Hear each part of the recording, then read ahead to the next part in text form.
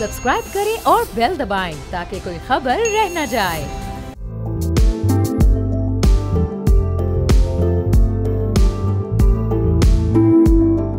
अस्सलाम वालेकुम, मैं और बाब जहांगीर, आप देख रहे हैं प्रोग्राम व्यापार। के इलेक्ट्रिक अपनी लोड शेडिंग की रिवायत से उजालों के बजाय अंधेरे बिखेरता जा रहा है। इसीलिए के इलेक्ट्रिक को अब अपने लोगों के नीचे मौजूद टैगलाइन, जिसमें वो कहते हैं the energy that moves life, को तब्दील करके उसकी जगह लिख देना चाहिए द पावर दैट करप्ट्स। क्योंकि इस दौर में भी जहां बिजली सिर्फ सनती पैदावार के लिए ज़रूरी नहीं है, बल्कि आजकल के दौर में अवाम और ख़ास तौर पर नौजवान नस्ल की बका के लिए भी इंतहाई अहम है। अब यहाँ पर सवाल ये पैदा होता है कि अक़लियती ग्रुप अल जमी का इस कंपनी में आखिर ऐसा क्या मफाद है जिसके लिए वो पाकिस्तान के हर रेगुलेटरी इदारे से लेकर हुकूमती इदारों के साथ महाजराई करने को तैयार नजर आते हैं। जहां के इलेक्ट्रिक को तकरीबन 38% के अक्सरियती शेयर होल्डर के होल्डिंग्स के सोल डायरेक्टर कैसी मैकडोनल्ड SECP और स्टॉक एक्सचेंज से ये मुतालबा करने पर मजबूर हो गए कि ये दोनों रेगुलेटर अपना किरदार अदा करें और कंपनी के बोर्ड ऑफ डायरेक्टर्स, जिनकी मुद्दत इस साल ही जुलाई में मुकम्मल हो चुकी है, मुदाखलत करें और इंतखाबात करवा कर जल्द अज जल्द कंपनी को इस काबिल करें कि वो अवामी मफाद और हुकूमती पॉलिसीज़ के मुताबिक फ़ैसले कर सकें। लेकिन अब ये सिलसिला है कि कंपनी में किसी बेहतरी की कोई सूरत हाल आने वाले चंद माह में हमें नज़र नहीं आ रही है, क्योंकि के इलेक्ट्रिक पर काबिज अक़लियती शेयर होल्डर ने बहुत ही चालाकी से एक बड़ी तादाद में मुख्तलिफ मामलात अदालत में पेश किए हुए हैं। यानी हर अहम मामले को ये अदालत ले जाते हैं। हर वो मामला जो अल जमी ग्रुप के लिए किसी तौर पर भी थोड़ा सा भी उन्हें महसूस होता है कि नुकसानदेह हो सकता है, उसको उलझा कर अदालत में पेश कर दिया जाता है। जहां महंगी फीसों पर वकला जो कि इलेक्ट्रिक के पैनल पर ही मौजूद हैं, हर मामले में गैर ज़रूरी बहस और डिले टैक्टिक से केस को तूल देते हैं, जिससे मामलात मज़ीद गंभीर हो जाते हैं। के इलेक्ट्रिक पर काबिज अक़लियती शेयर होल्डर्स की मनमानियों की बातें काफ़ी अरसे से हुकूमती हलकों में भी सुनी जा रही थी, लेकिन अब बहरहाल हाल ही में बेकाबू हालत के साथ ये देखा जा रहा है कि हुकूमती मिनिस्टर्स भी अब खुलकर और वाज़े अल्फाज में इस मौजूद काबिज के इलेक्ट्रिक की इंतज़ामिया की रविश पर अपनी नाराज़गी का इजहार करते दिखाई दे रहे हैं। मेरी ख्वाहिश ये है कि SECP के लॉज के मुताबिक एक पब्लिकली लिस्टेड कंपनी अपनी बोर्ड के इलेक्शन सही वक्त पे करवाए। भाई, ये हुकूमत की कंपनी तो नहीं है, प्राइवेट सेक्टर की है ना। पब्लिकली लिस्टेड कंपनी को बोर्ड के इलेक्शन सही वक्त पे होने नहीं चाहिए। अगर किसी शेयर होल्डर का किसी दुनिया की किसी कोने के अंदर कोई इशू है आपस में, खुदा करे वो जल्दी रिजॉल्व हो जाए। हुकूमत का तो शौक नहीं है अपना CEO बिठाने का, हमें तो अपने अच्छे CEOs नहीं मिलते, तो हम उनके लिए कहां से बिठाएंगे। इस सिलसिले में वफाकी वज़ीर तवानाई और पावर डिवीजन सरदार उवैस लग़ारी ने के इलेक्ट्रिक बोर्ड में अक़लियती शेयर होल्डर्स के रवैये पर उनको तनकीद का निशाना बनाया और कहा कि इलेक्ट्रिक बोर्ड ऑफ डायरेक्टर के इंतखाबात सही वक्त पर करवाए। उन्होंने SECP के कवानीन का हवाला भी दिया, जिसमें स्टॉक एक्सचेंज में लिस्टेड कंपनी को मुनासिब वक्त पर बोर्ड के इलेक्शन न करवाने पर तनकीद का निशाना बनाया। उन्होंने मजीद कहा कि के इलेक्ट्रिक को अपनी कारकर्दगी बेहतर करने की ज़रूरत है। ऐसे में मौजूदा अक़लियती शेयर होल्डर जो कंपनी पर काबिज हैं, उनको यूनिफॉर्म टैरिफ रिजीम का नाम दिया गया। उवैस लग़ारी ने मजीद क्या कहा, ये सुनिएगा। Needs to do much better for it to provide reliable and assured power at good tariffs। अभी तो शुक्र करें कि यूनिफॉर्म टैरिफ की रजीम है, वरना कराची के लोग पता नहीं किस रुपए पर यूनिट पे कर रहे होते, और हैदराबाद के और सखर के। By the way, uniform tariff is another big evil in the system, which we might not have the courage to go through this reform, but ultimately the power sector cannot. We are disincentivizing efficiencies in the distribution sector by holding on to the uniform tariff system. But we are planning to do so for the near future and the mid-term future, ताकि एक दफ़ा ज़रा इसके अंदर stability और ज़रा एक maturity distribution sector के अंदर आ जाए। और दूसरी बात है मुश्ताक साहब, मैं ये बात डंके की चोट पे 100 दफा कहूंगा कि जो इनएफिशिएंसीज हैं, चाहे वो इन्वेस्टर के फायदे में हो या हमारे फायदे में हो। हुकूमती हलकों में इस लेवल पर एक प्राइवेट कंपनी को इस हद तक तनकीद का निशाना बनते हुए आमतौर पर कम ही देखा जाता है, जिसकी सिर्फ और सिर्फ एक वजह सामने है, और वो ये कि के इलेक्ट्रिक को जो काम करना था वो नहीं हुआ, बल्कि इसके बरक्स कंपनी पर काबिज इंतजामिया ने हर वो काम किया जिससे सर्विस डिलीवरी से लेकर कंपनी की साख और इन्वेस्टर का एतमाद शदीद मुतासिर हुआ है। इसके साथ ही उनका कहना था कि के इलेक्ट्रिक बतौर लिस्टेड कंपनी बोर्ड इंतखाबात कराने का पाबंद है और नाकिस कारकर्दगी की वजह से हुकूमत इसको मजीद 100 अरब रुपए सब्सिडी नहीं दे सकती।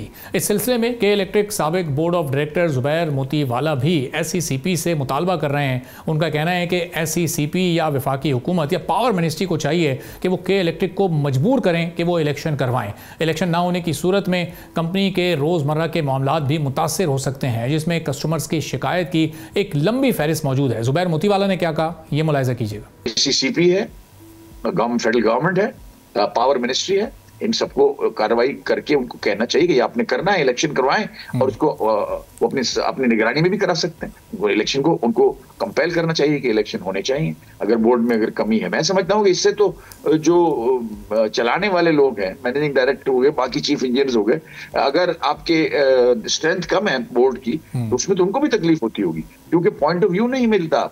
अगर आपके जितनी स्ट्रेंथ है बोर्ड की उसकी पॉइंट ऑफ व्यू मिले तो आपको मेजोरिटी का पता चलेगा तो उससे फायदा होगा, वरना तो आपको फायदा तो नहीं होगा। सूरत हाल अब इतनी खराब हो चुकी है कि एक साबिक बोर्ड मेंबर के इलेक्ट्रिक जुबैर मोतीवाला और पावर डिवीजन के वफाकी वजीर SECP से मुतालबा कर रहे हैं कि वो के इलेक्ट्रिक के बोर्ड ऑफ डायरेक्टर्स के इलेक्शन करवाएं।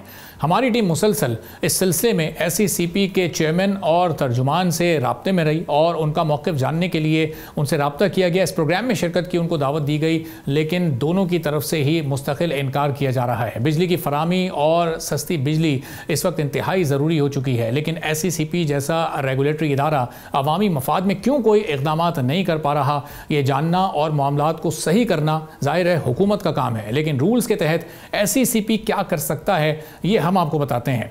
SECP कंपनीज एक्ट 2017 की दफ़ा 158 की शिक 2 है, जिसके तहत SECP ये हक रखता है कि अगर किसी कंपनी को डायरेक्टर्स के इलेक्शन की मीटिंग करने में कोई रुकावट आ जाए तो रजिस्ट्रार मीटिंग की तारीख आगे बढ़ा सकता है। इसके अलावा अगर कंपनी को कोई मुश्किल पेश हो तो रिटायर होने वाले डायरेक्टर्स मीटिंग की मुकर्रर तारीख से 45 दिन पहले रजिस्ट्रार को बताने के पाबंद होते हैं और साथ ही इस मामले में टाइम बढ़ाने की दरख्वास्त भी देनी होती है। इस सूरत में रजिस्ट्रार मीटिंग का वक्त बढ़ा सकता है, मगर मजमूई ताखीर असल तारीख से 90 दिन से ज़्यादा नहीं हो सकती। कि इलेक्ट्रिक के मामले में इस रूल की खुली खिलाफवर्जी अल जमी ग्रुप की हठधर्मी के बाइस देखी जा सकती है। इसके अलावा कंपनीज एक्ट 2017 की दफ़ा 158 की शिक 3 है, जिसके तहत किसी डायरेक्टर की खाली होने वाली जगह को पुर किया जाता है। इसके मुताबिक अगर बोर्ड में इत्तेफाकन कोई नशिस्त खाली हो जाए तो बाकी डायरेक्टर्स इस खाली जगह को पुर कर सकते हैं। मगर के इलेक्ट्रिक के बोर्ड ऑफ डायरेक्टर्स में 3 नशिस्तें 3.5 साल से खाली होने के बावजूद डायरेक्टर्स के लिए इलेक्शन या डायरेक्ट हायरिंग जुलाई से अब तक नहीं हुई है। अब इस सारी सूरत हाल में SECP यानी securities and exchange commission of Pakistan as regulator अपना बड़ा अहम किरदार अदा कर सकता है, लेकिन क्यों नहीं कर रहा जब उसके पास ये अथॉरिटी भी है। वो के इलेक्ट्रिक को पाबंद कर सकता है बोर्ड इलेक्शंस के लिए। अब इस पूरी सूरत हाल पर एक्सपर्ट ओपिनियन हम जानेंगे। हाफिज हसन अहमद साहब सीनियर एडवोकेट हैं, सुप्रीम कोर्ट के लीगल एक्सपर्ट हैं, हमारे साथ मौजूद हैं। बहुत शुक्रिया हाफिज हसन साहब, प्रोग्राम के लिए आपने वक्त निकाला। अब SECP जो ड्यू एक्शन ले सकता है वो भी नहीं ले रहा। 3-3.5 साल हो चुके हैं। के इलेक्ट्रिक का बोर्ड नामुकम्मल है, बोर्ड की टर्म खत्म हुए भी अब तकरीबन 4 माह 4.5 माह होने जा रहे हैं। तो आखिर ये SECP की खामोशी की वजह क्या समझ आ रही है आपको? बिस्मिल्लाहिर्रहमानिर्रहीम। अरबाब, जिस तरह आपने अपने इंट्रो में कहा है कि बोर्ड KE का इनकम्प्लीट है, या उसके बाद ये है कि 29 जुलाई 2025 से जो है उनकी जो टर्म भी थी बोर्ड मेंबर्स की वो ख़त्म हो गई है।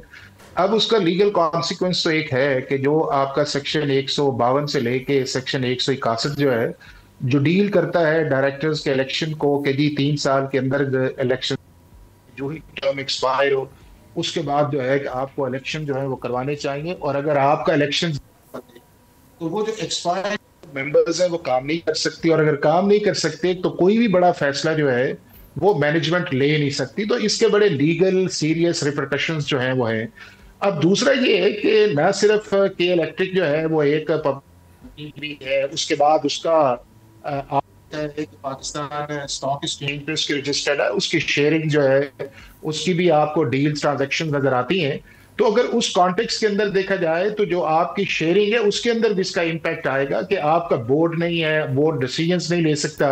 अब उसके अंदर जो इंपॉर्टेंट मैं समझता ये हूं कि वो रोल है security and exchange commission of Pakistan का। उसके पास मल्टीपल पावर्स हैं, जिसके अंदर ये है कि वो सेक्शन 147A के नीचे जो है वो फोर्स कर सकती है कि आप अपनी जो एक्स्ट्राऑर्डिनरी मीटिंग है आप उसे बुलाएं, उसे कन्वीन कर सकती है। अपने लोगों को भेज सकती है कि उस प्रोसेस के अंदर जाएं और उस चीज को इंश्योर करें कि ये सारी चीजें जो है डायरेक्टर्स के इलेक्शंस की उसको पूरी की जाए। दूसरा ये है कि सेक्शन 256 और 258 तक जो है वो एससीसीपी के पास पार है कि वो इंस्ट्रक्शंस कर सकती है, इंटेरोगेशन कर सकती है, इन्वेस्टिगेशन कर सकती है और वो सारी चीजें कर सकती है कि जिसके अंदर ट्रांसपेरेंसी आए, या जिस तरह जो आपका लॉ है कंपनीज एक्ट 2017 जो है उसकी कौन सी प्रोविजन जो है उनको फॉलो नहीं किया जा रहा। इसी तरह डायरेक्टर्स जो गए हुए हैं या इस वक्त जो मैनेजमेंट कंपनी है उनकी रिस्पॉन्सिबिलिटी एससीसीपी लॉ के अंदर जो है, कॉर्पोरेट लॉ के अंदर ये है कि वो ट्रांसपेरेंट से काम करें या कोई ऐसा काम ना करें जिनको अथोराइज उसकी नहीं है। तो मैं ये समझता हूं कि जो रोल एससीसीपी को अदा करना चाहिए था लीगली जो है वो उन्होंने उसका अदा नहीं किया, चूंकि दो वजह। एक तो ये है कि अभी आपके सामने 29 जुलाई को एक तो बोर्ड जो है वो एक्सपायर हुआ है, बट बोर्ड इनकम्प्लीट होना इतनी बड़ी ऑर्गेनाइजेशन का, और उसके बाद ये है कि उसके ऊपर एससीसीपी ने have close their eyes. I think this is a very serious issue for a regulator कि अगर इतनी बड़ी कंपनी जो पाकिस्तान की है, कराची जैसे पूरे शहर को जो है वो बिजली सप्लाई करती है, और उसके जो है कॉर्पोरेट अफेयर्स जो है वो इन अकॉर्डेंस विद लॉ नहीं है, in accordance with companies act नहीं है, जो आपका जो कॉर्पोरेट गवर्नेंस है जो 2019 का गवर्नमेंट का है उसके मुताबिक नहीं चल रहे। तो मैं ये समझता हूं कि it is not only a serious question on the performance of the के इलेक्ट्रिक, बल्कि जो, और वो भी आपके सामने जो है वो एक मिनॉरिटी शेयर होल्डिंग वाली के कंपनी है, और अभी एक जो मेजॉरिटी शेयर होल्डर्स है उन्होंने लेटर भी लिखा है एससीसीपी को जो है वो इनवाइट भी किया है टेंशन। उसके बाद पाकिस्तान स्टॉक एक्सचेंज को भी उन्होंने कहा है कि जी आप इस चीज के अंदर एक्शन लिया जाए। तो मैं ये समझता गया हूं कि this is the responsibility, internal responsibility first by the management, और सेकंड जो है उसके अंदर ये है कि एससीसीपी और पाकिस्तान स्टॉक एक्सचेंज जो है उनकी रिस्पॉन्सिबिलिटी है कि वो उसके अंदर कोर्सिव एक्शन लें कि अगर लॉ की एक मैंडेटरी रिक्वायरमेंट जो है कि अगर किसी कंपनी का बोर्ड इनकम्प्लीट है या किसी कंपनी का बोर्ड एक्सपायर्ड हो चुका है और उसके बावजूद वो कंपनी के लोग काम कर रहे हैं, तो उन्हें बिल्कुल काम करने से रोक देना चाहिए, उनकी इन्वेस्टिगेशन करनी चाहिए, उन पर पेनल्टीज लगानी चाहिए, और साइमल्टेनियसली अगर किसी जगह को कोर्ट प्रोसीडिंग करके एग्जेक्टिव ऑर्डर किसी तरह का लिया गया है तो उसको अदालत के अंदर जाके मैं समझता हूं उसको रोकना चाहिए। उन्हें बताना चाहिए कि जी ये जो एक एक्सपायर्ड के ऊपर जाके जो इंजेक्टिव ऑर्डर दिया गया है जिसको नहीं देना चाहिए, और हमारी अदालतों को भी इसके अंदर चाहिए कि अगर इस तरह का कोई मैटर उनके पास आए तो जितनी देर तक सारे स्टेक होल्डर्स जो हैं उन्हें नोटिस करके सुन ना लिया जाए उतनी देर तक किसी सूरत के अंदर स्टे ऑर्डर जो है वो नहीं देना चाहिए। अगर एक शॉर्ट पीरियड के लिए तो आप दे दें, लेकिन अगर कंसिस्टेंटली आप उन स्टे ऑर्डर्स को कंटिन्यू करते हैं और उसकी गाप के अंदर जो है वो परमानेंट एडवांटेज लिए जाते हैं, तो मैं ये समझता हूँ this is against the spirit of the law and the constitution जो है, और ये चीजें जो है रेगुलेटर को मद्देनजर रखनी चाहिए। अगर आप इस कॉर्पोरेट गवर्नेंस को फॉलो नहीं करेंगे, लॉ को फॉलो नहीं करेंगे, तो फिर किस तरह आपका एक शेयर होल्डर जो है या आपके मेजॉरिटी शेयर होल्डर जो है, और ये भी एससीसीपी की रिस्पॉन्सिबिलिटी है कि मिनॉरिटी शेयर होल्डर्स जो या उसके बाद आके मेजॉरिटी शेयर होल्डर्स उनके इंटरेस्ट को प्रोटेक्ट करना, वॉच करना, और उनको इन अकॉर्डेंस विद लॉ जो है वो आगे बढ़ते देखते रहना। This is the responsibility of SCCP, और उन्हें इस रिस्पॉन्सिबिलिटी को पूरा करना चाहिए। तो हाफिज साहब, अगर रेगुलेटर अगर अपनी ये रिस्पॉन्सिबिलिटी नहीं पूरी कर रहा, अपनी अथॉरिटी को वो प्रैक्टिस नहीं कर रहा, जो उसको इख्तियारात हैं वो इख्तियारात नहीं किसी भी वजह से इस्तेमाल कर रहा, तो रेगुलेटर भी किसी आइन और कानून के ताबे है, उनके खिलाफ भी कोई एक्शन हो सकता है, कोई कार्रवाई हो सकती है, इसमें हुकूमत कुछ कर सकती है। रेगुलेटर बिल्कुल इंडिपेंडेंट है, कोई उसको नहीं पूछगछ कर सकता, कोई उसकी इन्वेस्टिगेशन नहीं हो सकती।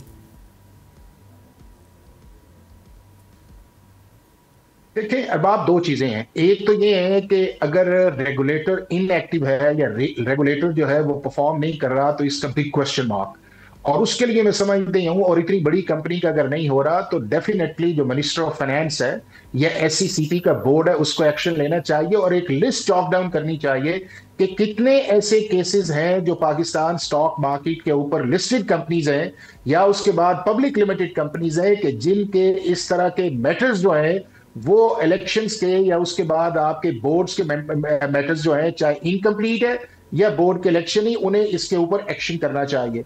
दूसरा फिर ये है कि अगर एससीसीपी जो है एज अ रेगुलेटर फेलियर की तरफ चला जाता है तो उसके बाद फिर एक ऑप्शन जो है वो आपका आर्टिकल 199 के नीचे आप कॉन्स्टिट्यूशनल पिटीशन फाइल कर सकते हैं, और उसके अंदर आप जाके ये कह सकते हैं कि ये एक रेगुलेटर की रिस्पॉन्सिबिलिटी थी, यानी कि आपका 152 से लेके 161 तक जो है, जो आपके डायरेक्टर्स के इलेक्शंस को या री इलेक्शंस को या उस सारे प्रोसेस को या उस टर्म को डील करता है कि एसईसीपी को इन सारी चीजों को देखना चाहिए। और दूसरा भी ये है कि उसका जो रोल बनता है सेक्शन 256 से लेके 258 तक जो बनता है, उसको उसने परफॉर्म नहीं किया तो अदालत उसको अंदर एक डिक्लेरेशन कर सकती है। और जनरली जो है वो इस तरह के केसेस के अंदर पाकिस्तान के जितने भी रेगुलेटर्स हैं, चाहे एसईसीपी है, चाहे आपको ऑगरा है या नेबरा है, उसके अंदर उस लेवल की प्रोफेशनल कॉम्पिटेंसी या इस तरह का एक इनिशिएटिव जो है, जो एज ए रेगुलेटर या लॉ का मैंडेट है कि आपने कार्टल्स नहीं होने देना, आपने ट्रांसपेरेंसी को मेंटेन रखना है, या आपने इन चीजों को आगे इस तरह लेके चलना है कि जो लॉ की स्पिरिट के मुताबिक है, अगर वो चीजें परफॉर्म नहीं की जाती तो मैं ये समझता हूं ये आपको एक उनके ऊपर क्वेश्चन मार्क नजर आएगा, उनकी अथॉरिटी के ऊपर और उनके रोल के ऊपर, जिसको मेरा ख्याल है गवर्नमेंट ऑफ पाकिस्तान को एज ए जनरल इशू के तौर पे देखना चाहिए। और हाफिज साहब, अगर टर्म खत्म होने के बाद ये बोर्ड अपनी जगह पर मौजूद है तो बोर्ड मेंबर्स क्या इलीगल मेंबर्स कहलाएंगे? इसकी जिम्मेदारी क्या खुद कंपनी पर आएगी या रेगुलेटर पर आएगी कि उन्होंने रेगुलेटर ने टाइमली अपनी अथॉरिटी को प्रैक्टिस नहीं किया? उनकी इस वक्त क्या पोजीशन होगी? वो लीगल बोर्ड मेंबर्स कहलाएंगे महीनों गुजरने के बाद भी? अगर बोर्ड ऑफ जो डायरेक्टर्स आपके हैं, नंबर वन ये है कि दे सीज टू बी इन पार, अगर वो उनका टर्म पूरा हो जाता है जो सेक्शन 160 के अंदर है, तो उनका कोई भी काम जो है वो इलीगल होगा। और उसके अंदर अगर उन्हें आप कोई रेम्यूनरेशन देते हैं या वो फैसला करते हैं तो उसकी कोई लीगल या कानूनी जो है वो हैसियत नहीं है।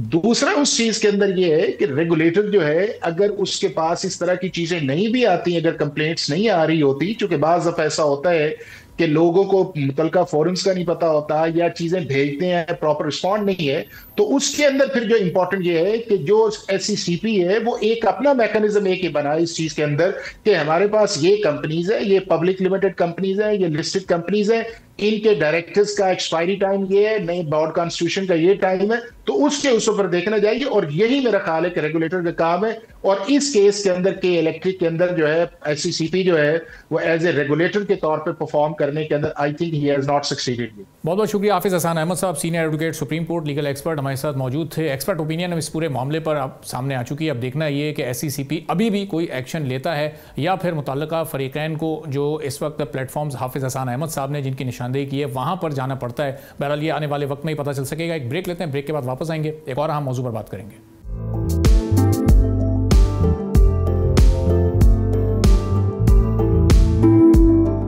एक बार फिर आपको प्रोग्राम में खुशामदीद कहेंगे। पाकिस्तान में इस वक्त प्राइवेटाइजेशन का अमल बहुत ज़्यादा ज़रूरी है। पाकिस्तान की मईशत को अगर इस बुरानी कैफियत से निकालना है तो उसमें जो बोझ इस वक्त एसओईज़ की सूरत में मौजूद है उसको फौरी तौर पर कम करना होगा। और इस फहरिस्त में पहला नाम आता है पाकिस्तान इंटरनेशनल एयरलाइन का। अब इसकी प्राइवेटाइजेशन ऐसा लग रहा है कि कहीं एक बार फिर कुछ मौखर ना हो जाए, क्योंकि प्राइवेटाइजेशन का यह अमल अब दिसंबर के आखिरी हफ्ते तक एक्सपेक्टेड है। जहाँ हम ये देख रहे हैं कि 4 कंपनीज इस वक्त, जिसमें फौजी फर्टिलाइज़र है, हबीब रफीक कंसोर्शियम है, यूनुस ब्रदर्स हैं और एयर ब्लू, ये बोली के अमल में इस वक्त हिस्सा लेंगी। प्राइवेटाइजेशन शराइत के तहत किसी भी कामयाब बिडर को 30 से 40 अरब रुपए की इजाफी इन्वेस्टमेंट करना होगी, जबकि पीआईए की मुल्की और गैर मुल्की जायदादें प्राइवेटाइजेशन से अलग कर दी गई हैं। अब ऐसे में इस प्राइवेटाइजेशन में किसी भी पार्टी की संजीदगी कितनी बाकी रह जाती है, ये ज़ाहिर है जैसे जैसे महीना आगे बढ़ेगा तो ये सूरत हाल सामने और वाज़ेह हो सकेगी, क्योंकि इस किस्म की शराइत बिडर्स को इस प्राइवेटाइजेशन के अमल से दूर भी ले जा सकती हैं। जैसा हमने पिछले साल भी कुछ एक इसी तरह का ख़राब एपिसोड देखा था। प्राइवेटाइजेशन की एक और शर्त यह भी है कि पीआईए का ब्रांड और नाम बरकरार रहेगा और नए बिजनेस प्लान के तहत फ्लीट के जहाज़ 18 से 38 तक बढ़ाने का टारगेट भी दिया जाएगा। तो इस रवां साल के पहले 6 माह में पीआईए ने 11.5 अरब रुपए से ज़ायद का मुनाफा कमाया, जबकि गुज़िश्ता साल 26.2 अरब का मुनाफा हासिल हुआ था। और एक कारकर्दगी महज 14 से 16 ऑपरेशनल तैयारों के साथ हासिल हुई है, जो ये वाज़े करती है कि मौसर रूट्स के साथ अगर बेहतर इंतजाम और कॉस्ट कंट्रोल हो तो इससे मुनाफा मुमकिन हो सकता है। हुकूमत ने गुज़िश्ता साल नाकाम बिडर ब्लू वर्ल्ड सिटी की 10 अरब रुपए की पेशकश के बाद अप्रैल 2025 में प्राइवेटाइजेशन को दोबारा खोला, जिसकी वजह शदीद माली दबाव के साथ कंपनी पर बढ़ते हुए कर्जे और उसके साथ ही हुकूमती फंड्स की अदम दस्तियाबी जैसे फैक्टर्स ने मिलकर प्राइवेटाइजेशन को ज़रूरी बना दिया है।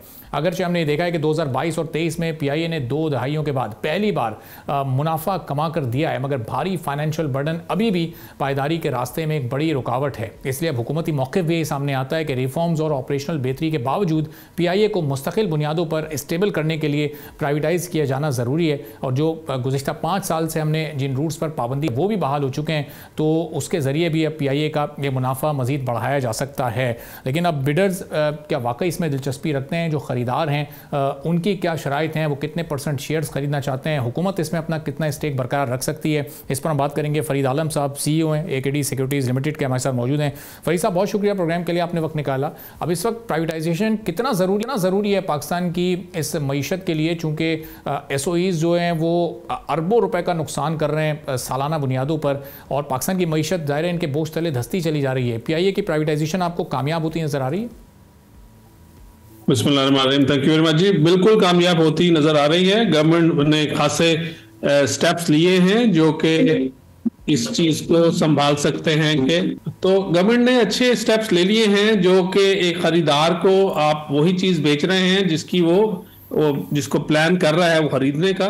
सो I think it's going to be healthy competition, और irrespective of the amount this privatization fetches, मुझे लगता है कि इंशाल्लाह successful privatisation of PIA will usher in a lot more good to the Pakistan economy and Pakistan capital markets than is ever expected and anticipated.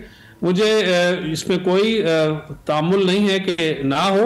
हाँ, हमें ये है, although we are also part of the bidders consortium, हमारी ख्वाहिश है, मेरी और मेरे चेयरमैन की और सारे हमारे कंसोर्शियम की, कि हेल्दी कंपटीशन हो और इसके बाद जिसको भी मिले वो इसके अंदर टर्न अराउंड करे, बिकॉज PIA जैसी ऑर्गेनाइजेशन को सक्सेसफुली चलाने से ना सिर्फ इस इदारे की में कमाई होगी, बेहतरी होगी, और स्टेक होल्डर्स की और पैसेंजर्स की, बट ये सारा एक एफर्ट है जो ये बताएगी कि लोग, Pakistan is here to do good business, और हम लोग इस अपनी SOEs को अगर खुदा न खास्ता इस तरह पिछले सालों में ये रहा इसके अंडर प्रेशर, तो हम इसको चेंज और टर्न अराउंड करना भी जानते हैं।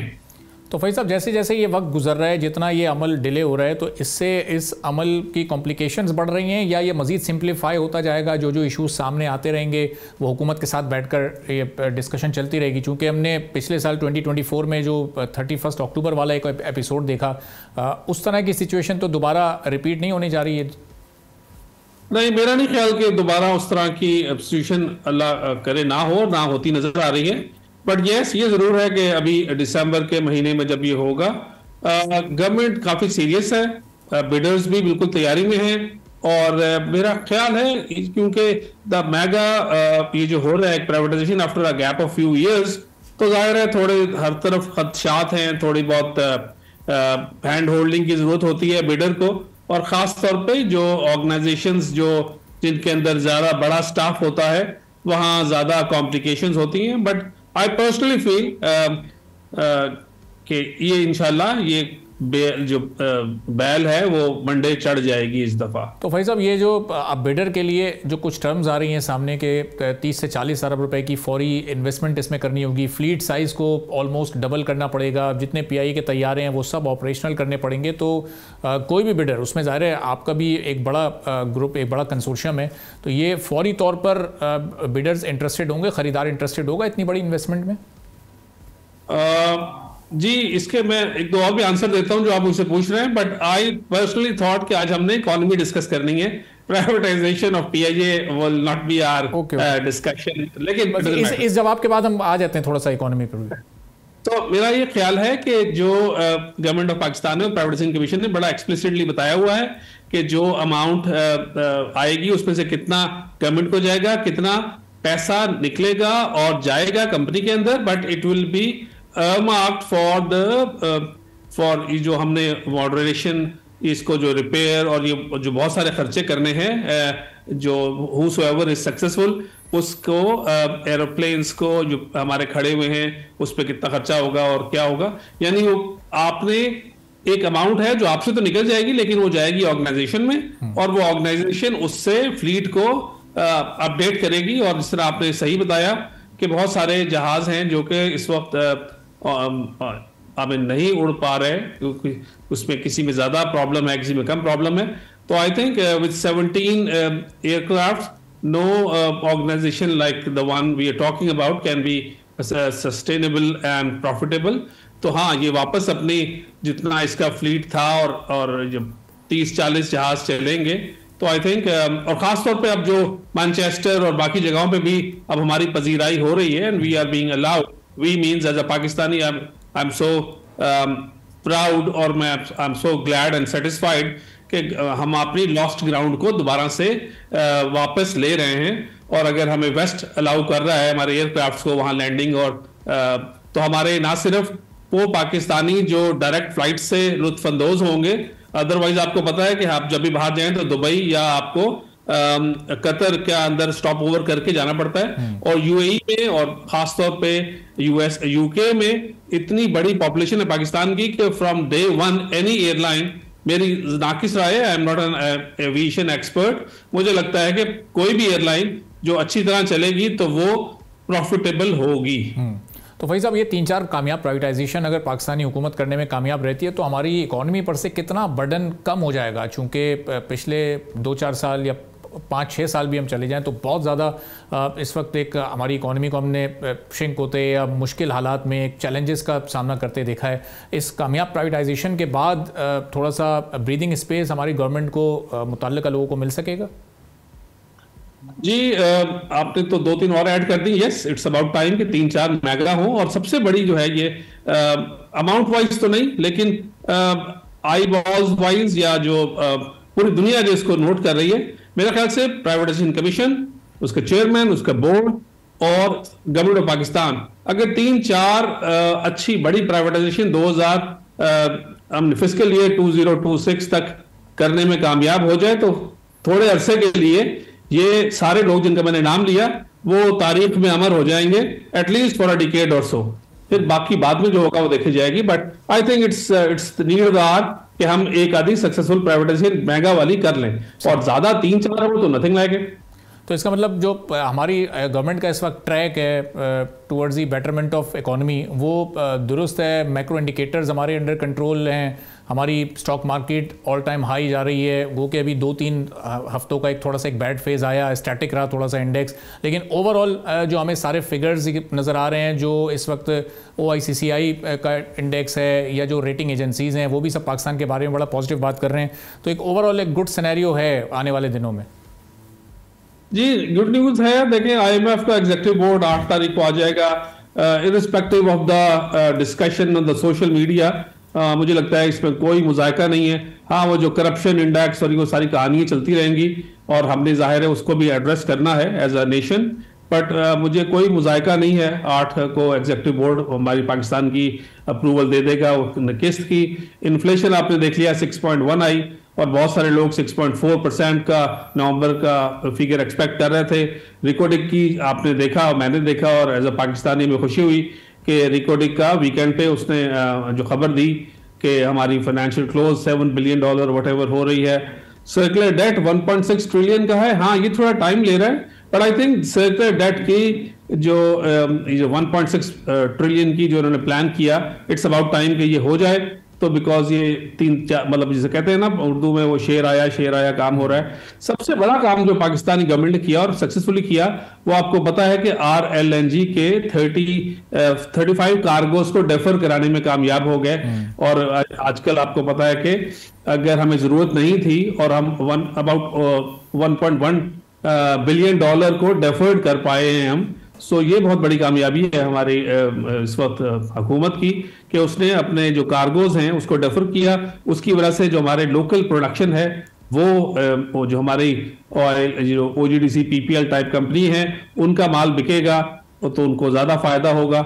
और सिर्फ बस मैं ये देखता हूं कि हमने ओवर द पीरियड देखा कि जब पाकिस्तान में इंटरेस्ट रेट बहुत हाई थे तो डिविडेंड यील्डिंग स्टॉक की तरफ हमारे दोस्तों यारों की और हमारे जो क्लाइंटों की नजरें बहुत चली गई थी। And I keep saying them for the last so many weeks and months कि इस वक्त अब दोबारा से डिविडेंड यील्डिंग स्टॉक्स की तरफ नहीं बल्कि ग्रोथ स्टोरीज की तरफ जाएं तो उनको स्टॉक मार्केट में इंशाल्लाह ज्यादा नफा और कामयाबी होगी। और दूसरी एक आखिरी बात, क्योंकि मैं इसको अगर आपने जो सवाल किया मुझे लगता है कि equity as an asset class is the most preferred and most attractive asset class in the near and medium term. तो फैज़ साहब 2-3 हफ्ते पहले अगर हम चले जाएं तो स्टॉक मार्केट बहुत तेज़ी के साथ उसका इंडेक्स आगे जा रहा था, 160s में मार्केट बड़ी स्पीड से आ गई थी, लेकिन यहाँ पर जाकर एक थोड़ा सा ब्रेक लगा है लास्ट 15 to 20 डेज़ में।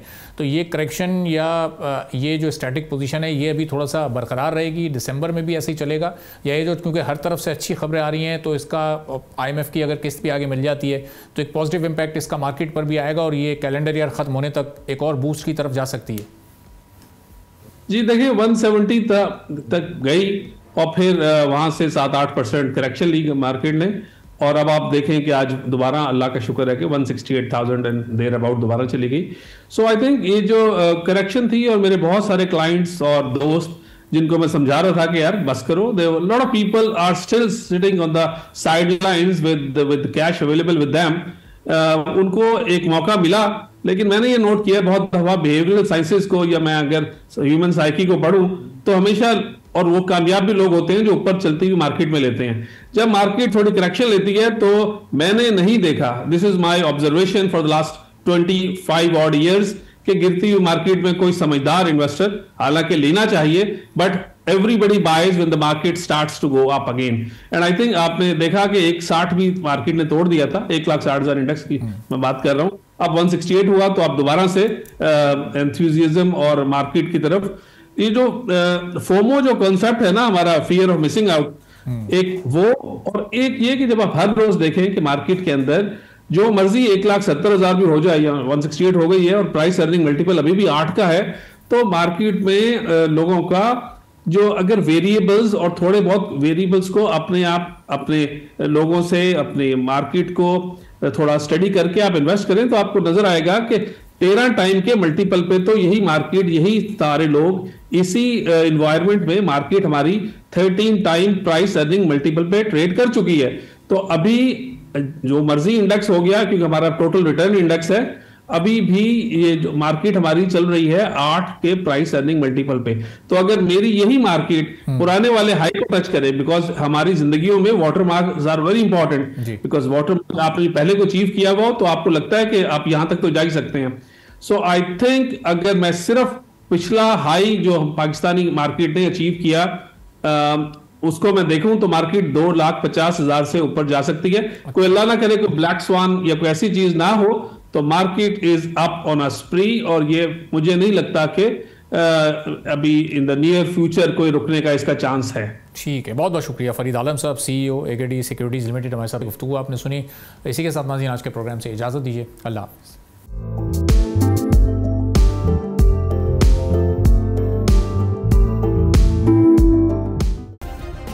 सब्सक्राइब करें और बेल दबाएं ताकि कोई खबर रह न जाए।